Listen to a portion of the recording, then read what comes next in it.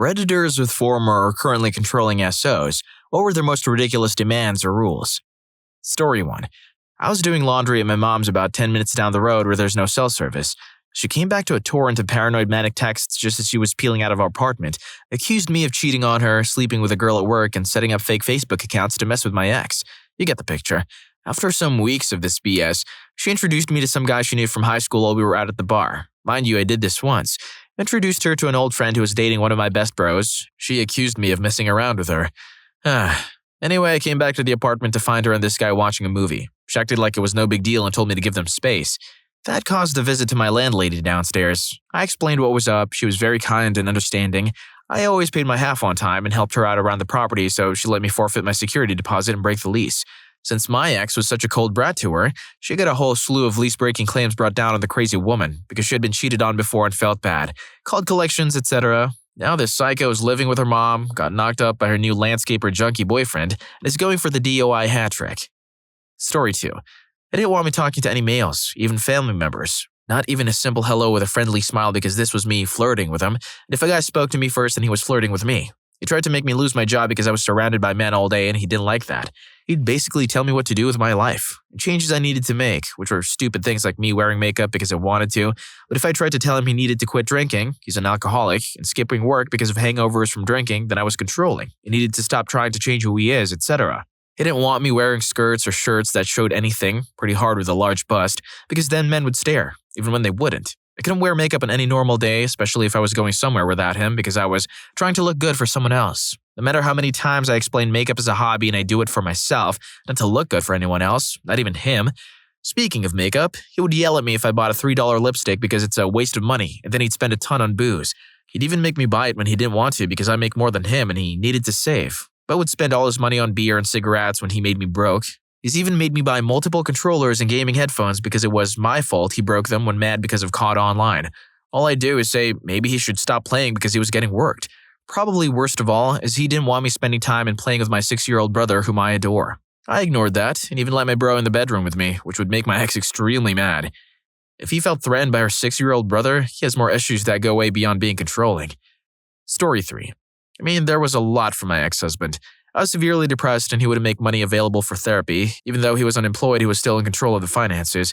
He just kept saying that I wouldn't need therapy if I just listened to him. He also had rules that changed frequently about how many slices of cheese and meat I was allowed to put on my sandwiches. He also used to have a rule that I wasn't allowed to drink coffee because he dislikes it, and he just wants to have a lot of stuff in common that we could both share. Smoking and drinking were okay. He also used to scout friends for me and bring them home and expect me to just be friends with them. And if it didn't click for either of us, he would yell at me for screwing it up. I wasn't allowed to write anything, stories, poetry, etc., and then refused to let him read it. I wasn't allowed to listen to any of my favorite music. If I ever put any of my favorite music on my iPod, he would take my iPod at night and replace it with music he approved of. After we divorced, I learned that he actually liked some of the same bands I did, but refused to let me listen because he didn't want me to have my own thing. He felt that drove me away from him. Again, his words. I wasn't allowed to wear any clothes that made my chest look weird, which seemed to be an entirely arbitrary qualification that changed from day to day. I couldn't keep up and often had to throw out clothes I really liked because they didn't meet his specific needs when it came to having to look at me. It's been 7 years since I left his sorry, and I'm still afraid in posting this that some of you are going to tell me how justified he was. He really had me believing he was king of the universe and he was right about everything. I still have nightmares about everyone in my life turning on me and saying he actually was right all along. Oh man, I forgot the actual best one. I wasn't allowed to sleep. He was an insomniac and would get angry and jealous when I slept my 8 hours a night. I'd go to bed and he'd spend 3 or 4 hours working himself into a rage over it. Then he'd pound on the bedroom door, slam it open, turn on the lights, and start screaming at me. This happened at least once a week for almost 10 years. I still get nervous when I go to bed by myself at night. I've come a long way in understanding what happened to me, and I still have a long way to go. Sometimes it's still really nice to get the validation from people who only know a piece of the puzzle that what happened was every bit as messy as I think it was. Please, if you think you're in a situation like mine, please reach out to somebody and get out of that world. It's not the real world, I promise. It doesn't have to be your life. This doesn't have to be the way it is. It's not easy, but it is worth it. What was the worst time you walked in? Rufus Rugs, open up! Sorry for barging in like that, but I just had to share the sponsor of today's video. Me and the boys from Rufus Rugs. Now you might be saying to yourself, excuse me, what the actual are you doing in my house? But I can assure you're gonna like this. We've been hard at work creating the best quality and premium hand-tufted rugs money can buy. Now imagine this. You, chilling on your bed, watching a Rufus Stories video, and staring at a rug that's not just a rug. Nope, it's a masterpiece. It's the kind of rug that makes your friends wish they were you. But they're not. And the best part is that these aren't your average cheap quality rugs. Nope, each one is handcrafted by me and the boys. No shortcuts, no robot assembly lines, and no dropshipping BS. Just pure rug grind. Whether you love anime, sports, cars, or anything else you can think of, we can turn it into a rug. So click the first link in the description and have your custom idea come to life. Story 4.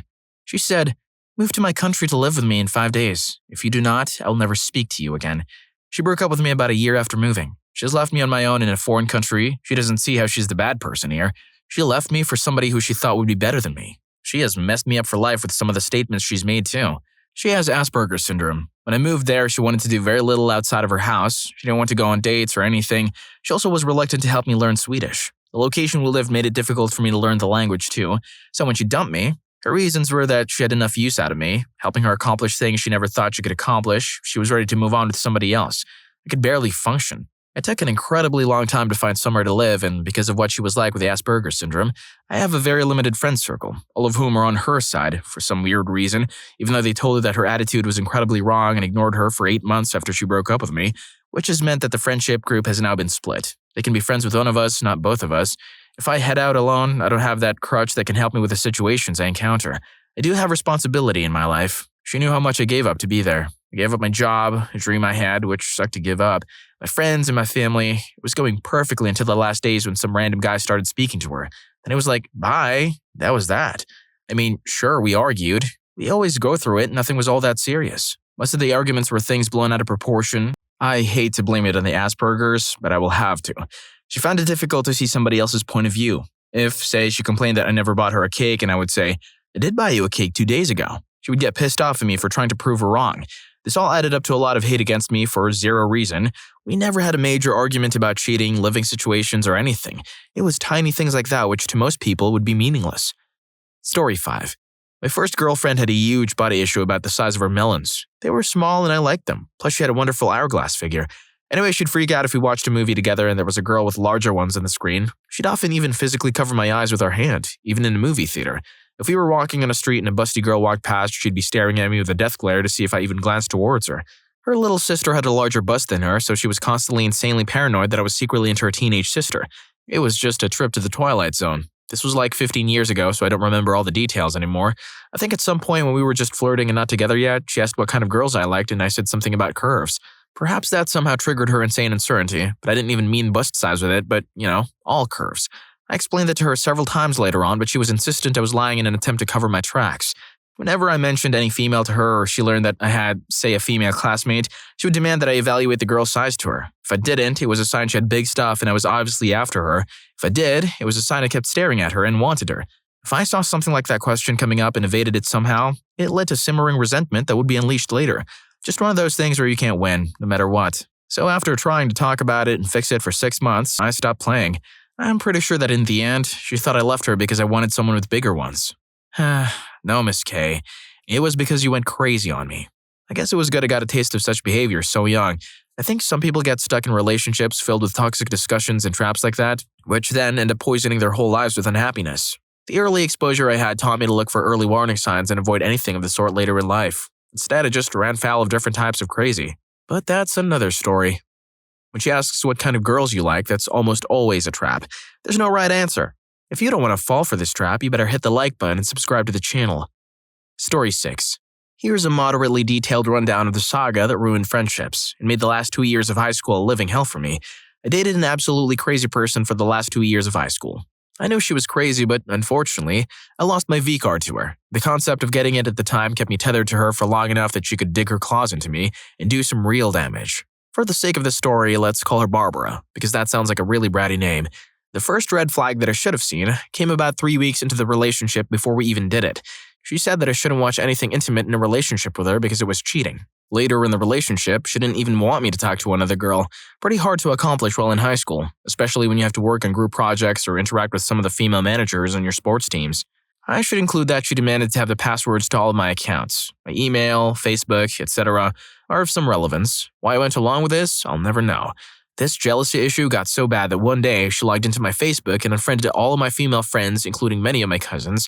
On a separate occasion, probably prior to this, Barbara logged into my Facebook again and saw a chat I had with one of the older girls at our school. She was a total bro. I wasn't into her at all. No clue what we were talking about, but probably something sports related. Barbara accused me of emotional cheating. She then logged into my Facebook and drafted up an absolute soul-crushingly scathing and genuinely cruel message to this girl. Not from her, but posing as me. I didn't find out until this girl confronted me and asked how I could be so cruel. One of the teachers she was close with asked me why I'd written that, and I didn't want to bust Barbara out, so I told her I didn't want to talk about it. Another time she ended up snooping through my email, she found some private pics of one of my previous exes. Things got crazy. She started going completely insane. She deleted the pics, obviously. She then went through my old MySpace conversations. This was about 2 years after MySpace was relevant or I had even used it, just to get more fuel for her rage. You can only imagine what sort of awkward flirting was in there, coming from the mind of a hormonal young man. The fallout of this extravaganza was a 10 out of 10 on the jealousy scale. She confronted me when we were at her place, alone. She started hitting herself, crying uncontrollably and threatening more serious things if I wouldn't. From this point forward, denied that I've ever had a girlfriend besides her. Not only to her, but to anyone, and she said it wasn't enough unless I believed it myself. Now being 17 and having some pretty bad conflict resolution skills, I didn't know how to say no to a girl absolutely screaming and roughing herself up, so I agreed to make it work somehow. Other less major episodes occurred throughout high school. I'm a big believer in loyalty in a relationship, so in a public argument, I tend to almost always support my current partner in a spat with a friend or someone else. I'll usually tell them later in private if they were in the wrong. This put me in an absolutely bad situation a few times, where this girl got into stupid fights with some of my best friends, putting me at odds with them. At the time, I didn't think about the motive. Looking back, it was likely calculated in her part to alienate me from my friends. I'll tell another quick aside to illustrate the craziness. My senior year, I intended to play football, just for fun. I had started in the team previously and quit to focus on playing my main sport, due to football being such an injury risk. At this point, I was fed up with Barbara and was getting ready to dump her, but as you probably figured out, that wasn't going to be a clean cut at all. This ex didn't want me to play football, simply because she didn't want the cheerleaders on the other team to watch me. She thought that I was going to hook up with the cheerleaders of the opposing team. To this day, I don't understand how that makes any sense. At any rate, I'll get to this breakup saga, which is probably crazier than the rest. One day during my senior year, we were driving back to my house and Barbara started telling me how she was hanging out with my friend, his girlfriend, and my best friend.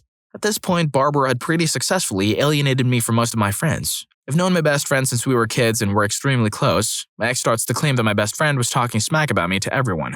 I know this would never happen in a million years. He's not the type of guy to throw shade, especially not in a group of people. I totally lost it because of my anger. I knew she was lying and I could finally see straight to all of her BS. I cussed her out and drove her home. That was the beginning of the end. At this point, I knew I was way better off without her. On days when she didn't come to school, I'd hang out with my old friends and I would have an absolute blast. Those days were the best days. Backing things up a bit, here's a bit of relevant background on the two of us. We were both at the top of our class, except nobody really knew that I was. I played in a few of the varsity sports teams and I was relatively popular. I had been nerdy as all hell in middle school, and when I moved to high school in a new state, I decided to reinvent myself as someone popular. I kept all the stuff I did that could be considered nerdy a secret. No talking with my buddies about Kingdom Hearts or my WoW character, just sports and stuff like that, which I didn't really mind. The side effect of portraying yourself as a bro, jock, or whatever you want to call it is that people tend to think you're shallow and not very smart. Barbara, on the other hand, was an absolute academic tryhard. She transferred from an IB program and loved showing off her superior intellect. She was the type to call people out in class for being wrong or calling someone stupid for not knowing something. I'm sure there were some positives to her character, but unsurprisingly, coming from my experience with her, I pretty much remember only things that paint her as insane and arrogant. Fast forward again to a weekend AP study session. There's a decent amount of people in the school. I was shooting around in the gym and Barbara was in the study session. This was around the third round of ACT testing. She was trying to improve her score. I had gotten a 32 on the first try, which was just good enough to get me into a top 10 school, and I figured I probably couldn't get a 36. So the difference between a 32 and a 33 or 34 wasn't going to make or break my admission. I went to grab us some sandwiches for lunch. I come back and she's checking her ACT score. Everyone in the school is on lunch break, so they all got to see her explode. She sees that she got a 30 for the second time, and she loses her stuff. She starts cussing and yelling at me, saying something along the lines of, "I don't know how the hell you got a 32. I'm so much smarter than you, and I work so much harder. You don't even deserve to have that score." Yeah, you can screw right off, Barbara, you idiot. Fast forward to the college admission process. I applied to 11 schools, and as you can probably guess, that stage 5 clinger Barbara applied to the same 11. We were both interested in doing science and perhaps going to med school in the future. We both applied early to a school with a top department in biomedical engineering. We had been working in a nanotech lab throughout high school, so we figured that would be impressive enough to get in. For those not from the US, applying early decision or ED to a school means you get first priority for admission. You're in a smaller applicant pool, so it's less competitive. It's also a binding contract that if the school accepts you, you have to go. Some people break this contract, but it's a crappy thing to do because that university tends to blacklist your high school, preventing anyone else from going there for a few years. We also applied early action or EA to another school, the top 10 at the time. Early action is similar to early decision, except it's non-binding. These apps were sent out before my decision to cut Barbara out of the picture. Fast forward again a month or so, to our first breakup. Right after she tried to turn me against my best friend, I let her know I wasn't feeling it. She promised she could change and stuff like that, so I gave it a little time. Then we got our decisions back from our ED school. We both got in, but not into the program we applied for, so they dropped our binding clause. At this point, I'm completely fed up with this girl. I decided to rip off the Band-Aid and break up with her. I don't really remember much from this breakup, so it must have been relatively uneventful. I wish I had this much patience. I would have gone mad the first few times. I hope you enjoyed the video, and if you made it this far, I'm sure you'll also enjoy Women Share Man-Child Red Flags. Story 2 was cringe. See you in that video.